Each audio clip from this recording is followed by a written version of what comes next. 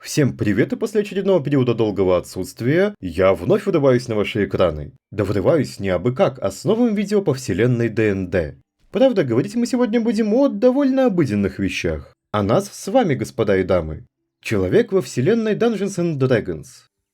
В большинстве миров люди — это самая молодая и распространенная раса. Они поздно вышли на мировую сцену и живут намного меньше, чем дворфы, эльфы или драконы. Возможно, именно краткость их жизни заставляет тех стремиться достигнуть как можно большего в определенный, отведенный им срок. А быть может, они хотят что-то доказать старшим расам, и потому создают могучие империи, основанные на завоеваниях и торговле. В любом случае, что бы ими ни двигало, а люди были и остаются инноваторами и пионерами во всех вселенных. Многоликие. Со своей склонностью к миграции и завоеваниям люди более разнообразны физически, чем другие распространенные расы. Не существует типичной внешности человека. Рост отдельного представителя может составлять от 5 до 6 футов. Оттенок же кожи у людей варьируется, от почти черного до очень бледного, а волосы от черного до светлого тонов, и бывают они волнистыми, кудрявыми и прямыми. Многие люди имеют примесь нечеловеческой крови, выдающей черты эльфа, орка или же предка другого происхождения. Достигают совершеннолетия представители человеческой расы примерно в возрасте 20 лет и редко проживают хотя бы одно столетие. Разнообразие во всем. Люди являются самым приспособленным и амбициозным народом среди всех распространенных рас. Их вкусы, нравы и обычаи сильно отличаются на множестве земель, где они поселились. Однако, там, где они селятся, они остаются надолго. Строят города, стоящие веками, и великие королевства, сохраняющиеся множество столетий. У отдельного человека может быть относительно короткая продолжительность жизни, но человеческая нация и культура сохраняют традиции от своих предков на время, что намного превышает память одного индивида. Люди живут сегодняшним днем, что весьма хорошо подходит для приключенческой жизни. Индивидуально или в группах люди легко приспосабливаются к ситуации и всегда остаются внимательными к изменяющейся политической и социальной динамике. Там, где один эльф или дворф могут взять ответственность за охрану особого места или великой тайны, человек создает священные порядки и институты. В то время как кланы дворфов и старейшины полуросликов передают свои традиции новым поколениям, человеческие храмы, государства, библиотеки и своды законов запечатлевают их традиции в анналах истории.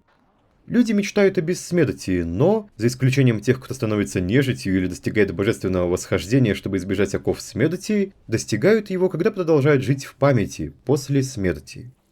Хотя некоторые люди могут быть ксенофобами, в целом их общество очень смешанно. На землях людей обитает большое количество нечеловеческих рас, в сравнении с количеством людей, проживающих на территориях нелюдей.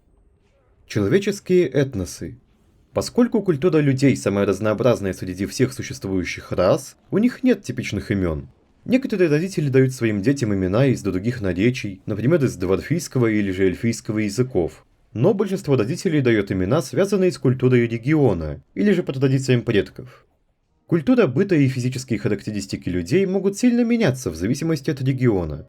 В забытых королевствах, например, одежда, архитектура, кухня, музыка и литература в северо-западных землях Серебряных пустошей отличается от тех, что есть в далеком Тёдмише или Импелтуре на востоке, и совсем не похожи на их аналоги в далеком Каратуре. Физические характеристики людей различаются в соответствии с переселениями их предков, поэтому люди Серебряных пустошей имеют вообще все возможные сочетания цветов кожи. В мире забытых королевств широко известны 9 этнических групп, хотя более дюжины других находятся в более локализованных областях Фейруна. Дамарец. Начавшие свою историю на северо-западе Фейруна, дамарцы имеют средний рост и сложение. Оттенок их кожи варьируется от смуглого до светлого. Их волосы обычно коричневые или черные, а цвет глаз сильно отличается, хотя карие самые распространенные. Иллусканец. Иллусканцы — это высокий светлокожий народ с голубыми или серыми с остальным оттенком глазами.